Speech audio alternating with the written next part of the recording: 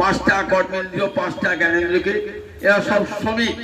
আর রাজা হলো কে? সমস্ত ইন্দ্রিয়ের রাজা হলো মন। মন বলে চোখ, মন যদি চোখকে বলে চোখ এটা দেখো, মন সেই চোখটা দিকে যাবে, চোখ সেদিকে যাবে। মন যদি কানকে বলে কান এদিকে শোনো, ভাগবত শোনো না, এই যে কান দাও, লোকে কি কথা বলছে কান দিয়ে শোনো, দেখবেন কানটা ভাগবতে আসলে এসছেন কিন্তু কানটা শুনছে অন্য গল্প। তাহলে দেখো মন রাজা, ভাগবতে আসলে এসেছেন কিন্তু গোবিন্দ দর্শন হচ্ছে না, পাঠককে দর্শন হচ্ছে না, অন্য কাউকে দেখছেন। তাহলে মন বলছে চোখ চোখে দেখো না, গোবিন্দকে দর্শন করো না। তাহলে মন যা বলবে তাই করবে সব ইন্দ্রিয়, যার নির্দেশে সব ইন্দ্রিয় চলে, সে তো রাজা।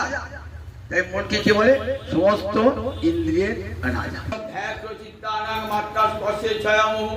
ভবসিন্ধু প্লবদিষ্ট হরিচর্যানুবর্ণনম, হরিচর্যানুবর্ণনম বলেন বিষয়ে ভোগের জন্য মাত্রা স্পর্শ মানে বিষয়ের সঙ্গে ইন্দ্রিয়ের যে যোগ, তারই শাস্ত্রীয় নাম মাত্রা স্পর্শ। চোখের সঙ্গে রূপের সম্পর্ক, কানের সঙ্গে শব্দের সম্পর্ক, এই যে বিষয়ের সঙ্গে ইন্দ্রিয়ের সম্পর্ক, একে শাস্ত্রীয় পরিভাষায় বলে মাত্রা স্পর্শ। এ তো ধ্যাত চিত্তানাং মাত্রা স্পর্শের ছয়ম। এর ফলে কি হয়? কখনো সুখ হয়, কখনো দুঃখ হয়।